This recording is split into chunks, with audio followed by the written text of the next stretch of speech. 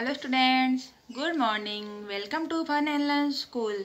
बच्चों, आज हम पढ़ेंगे कक्षा 4 की क्लास में चैप्टर 5 दोस्त की पोशाक। तो ये हमारा भाग 2 है। कल हमने भाग 1 पढ़ा था, चैप्टर को रीड किया था, है ना बच्चों। और आज हम इस चैप्टर में आए हुए प्रश्न उत्तर को समझेंगे और याद भी करेंगे। ओके, चलो हम स्टार्ट करते हैं। बच्चों, किताब को ओपन किया, पेज नंबर 38 में पहले लिखा गया है तुम्हारे सवाल। तुम्हारे सवाल में पहला कहा गया है कहानी के बारे में कोई 5 प्रश्न बनाकर नीचे दी गई जगह में लिखो, फिर उनके उत्तर लिखो। तो पहला प्रश्न है नसीरुद्दीन किससे मिलकर बहुत खुश हुए। तो इसका उत्तर है नसीरुद्दीन अपने बहुत पुराने दोस्त जमाल साहब से मिलकर बहुत खुश हुए। फिर दूसरा प्रश्न बच्चों, जमाल साहब ने नसीरुद्दीन के साथ उनके मोहल्ले में घूमने से क्यों मना कर दिया। तो उसका उत्तर है क्योंकि उन्होंने मामूली पोशाक पहन रखी थी। फिर आगे प्रश्न दिया गया है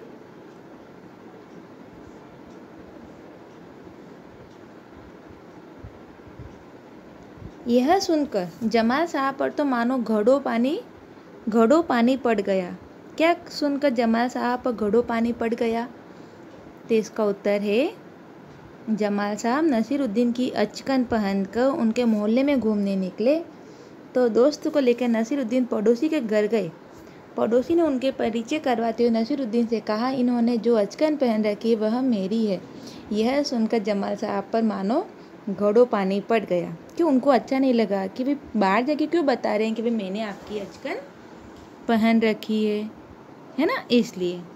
फिर आगे प्रश्न दिया गया है नसीरुद्दीन ने किससे माफ़ी मांगी। तो नसीरुद्दीन ने अपने दोस्त जमाल साहब से माफ़ी मांगी। फिर बच्चों आगे प्रश्न दिया गया है क्या नसीरुद्दीन ने जानबूझकर गलती की। नहीं, दरअसल हम कम बुद्धि वाला आदमी था। वह कम बुद्धि वाला आदमी था, उसे इतनी समझ नहीं थी कि कहाँ पर कैसी बात करनी चाहिए। फिर आगे प्रश्न दिया गया है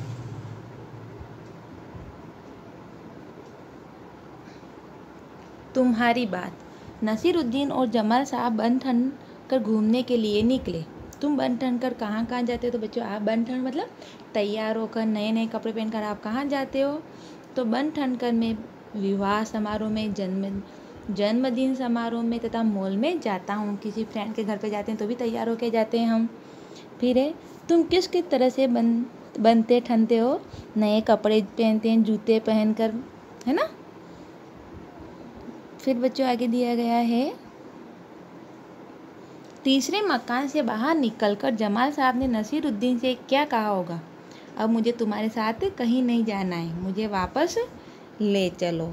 जमाल साहब अपने मामूली से कपड़ों में घूमने क्यों नहीं जाना चाहते होंगे। शायद उनका ख्याल हो कि आदमी की हैसियत की पहचान उनके कपड़ों से होती है। अगर वे मामूली से कपड़े पहनेंगे तो लोग समझेंगे कि मामूली या साधारण आदमी है, इसलिए नहीं जाना चाहते थे। नसीरुद्दीन अपनी अचकन के बारे में हमेशा क्यों बताते होंगे। बस हंसने हंसाने के लिए। उनको सबको हंसाने में बहुत अच्छा लगता होगा, इसलिए वो बार बार अपनी अचकन के बारे में सबको बता रहे थे। आगे है गपशप। जब जमाल साहब और नसीरुद्दीन हुसैन साहब के घर से बाहर निकले तो उन्होंने अपनी बेगम को नसीरुद्दीन और जमाल साहब से मुलाकात का किस्सा सुनाया। उन दोनों के बीच में क्या बातचीत हुई होगी, लिखकर बताओ। तो बेगम, कौन आया था। तो हुसैन साहब बोले नसीरुद्दीन अपने दोस्त के साथ आया था। फिर बेगम बोले दोस्त का नाम क्या था। तो फिर हुसैन साहब बोले जमाल, वो उसका बहुत पुराना दोस्त है। फिर बेगम बोली तब क्या क्या बातें हुई। तो हुसैन ने बोला तुम तो जानती हो कि नसीरुद्दीन को क्या खूब इंसान है। बेगम, इसका मतलब है कि फिर उसे कुछ मज़ेदार बात कही होगी। हुसैन, हाँ, तुमने ठीक अनुमान लगाया। नसीरुद्दीन अपने दोस्त जमाल का परिचय कराते समय कह रहा था कि उन्होंने जमाल ने अपनी ही अचकन पहन रखी है। फिर बेगम तब जो जमाल साहब ज़रूर नसीरुद्दीन का ही अचकन पहनकर घूमने निकले होंगे उसे, मुझे भी ऐसा ही लगता है। फिर उनकी बेगम ने कहा होगा, तब तो जमाल साहब ज़रूर नाराज़ हुए होंगे हुसैन, उनके चेहरे से तो ऐसा ही लग रहा था। हमें भी कोई किसी घर पे जाता है, कोई इंसल्ट करता है तो हमको बुरा लगता है ना। अब आगे दिया गया है घूमना फिरना। नसीरुद्दीन ने कहा, चलो दोस्त मोहल्ले में घूम आए। जब नसीरुद्दीन अपने दोस्त से मिले, वे उसे अपना मोहल्ला दिखाने ले गए। जब तुम अपने दोस्तों से मिलते हो तब क्या क्या करते हो? तो चलो बच्चों बताओ, जब आप अपने फ्रेंड से मिलते हो तो क्या क्या करते हो?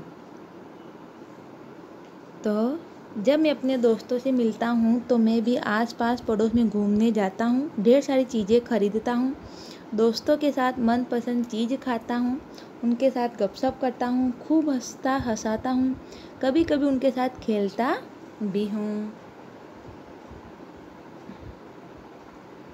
फिर है बच्चों, करके दिखाओ। नीचे कुछ वाक्य लिखे हैं, तुम्हें इनका अभिनय करना है। तुम चाहो तो कहानी में देख सकते हो कि इन कामों का जिक्र कहाँ आया है। वन ठर घूमने के लिए निकलना, घड़ों पानी पड़ना, मुंह बनाकर शिकायत करना, कम गर्म जोशी से स्वागत करना, नाराज होना, देखते ही रह जाना, है ना। इतने सारे हैं तो इसमें आपको करना है, आपको इसका अभिनय करना है। तो बच्चों ये आप स्वयं करना। आगे हम पढ़ते हैं घड़ों पानी पड़ना। नसीरुद्दीन की बात सुनकर जमाल साहब पर तो मानो घड़ों पानी पड़ गया। तो घड़ों पानी पड़ना एक मुहावरा है। इसका मतलब हो सकता है पता लगाओ।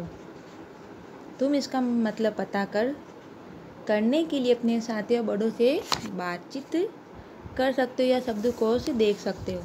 तो बच्चों घड़ों पानी पड़ना का अर्थ होता है शर्मिंदा होना। जब हमें कुछ सभी बच्चों के बीच में हमको खड़ा किया जाता है, हमको नहीं आता है तो हमको शर्मिंदा महसूस होती है ना। उसी तरह फिर है इन मुहावरों को सुनकर मन में एक चित्र सा बनता है। तुम भी कहीं दो मुहावरों के बारे में चित्र बनाओ। कुछ मुहावरे हम देते हैं, तुम चाहो तो इन्हें कोई पसंद कर सकते हैं। सिर मुंडाते ही ओले पड़ना, ऊंट के मुंह में जीरा, दिया जले अंधेरा और ईद का चांद। तो बच्चे इसमें से आप कोई सा भी चूज कर सकते हो। फिर है कौन है कैसा। नसीरुद्दीन एक भड़कीली अचकन निकाल कर लाए। भड़कीली शब्द बता रहा है कि अचकन कैसी है। कहानी में से ऐसे और शब्द छांटो जो किसी के बारे में कुछ बताते हो। उन्हें छांटकर नीचे दी गई जगह में लिखो। देखो कौन से सबसे ज़्यादा ऐसे शब्द ढूंढ पाता है। पुराना दोस्त, अन्य पड़ोसी, अपने कपड़े, मामूली पोशाक, अपनी अचकन, इतनी सी बात, खास दोस्त, तुम्हारा पड़ोसी, तुम्हारी अकल। इतने शब्द हमारे चैप्टर में आए हुए हैं।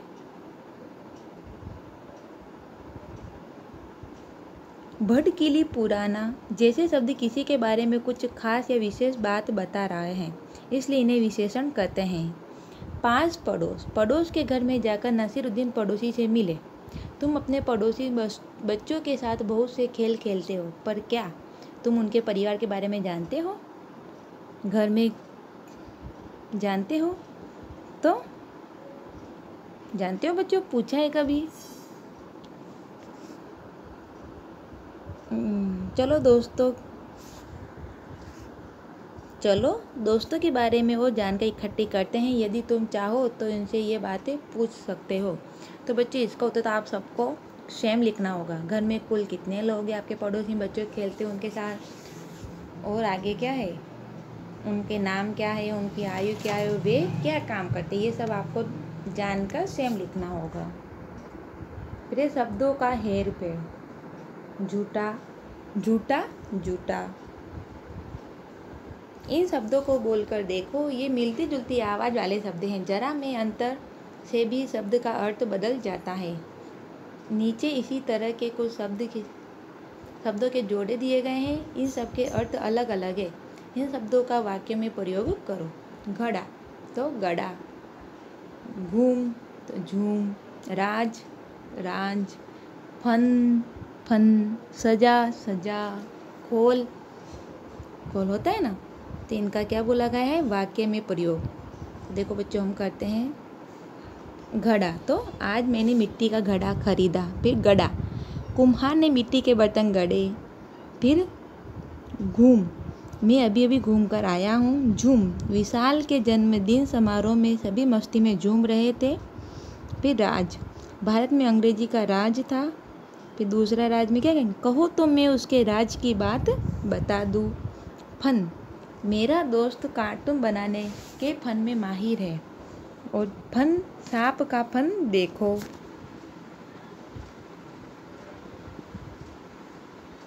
मेरे जन्मदिन के अवसर पूरा घर सजा था।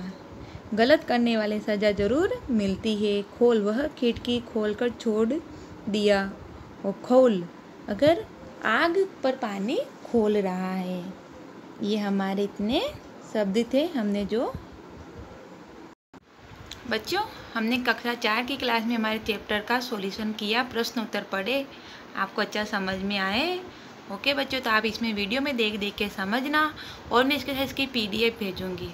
तो जो हमारी बुक में खाली जगह है वो आप इसी में देख के कर देना, और आगे के जो प्रश्न उत्तर है वो आप PDF में देख के अपनी हिंदी की नोटबुक में लिखना। ओके बच्चों, बाय बाय।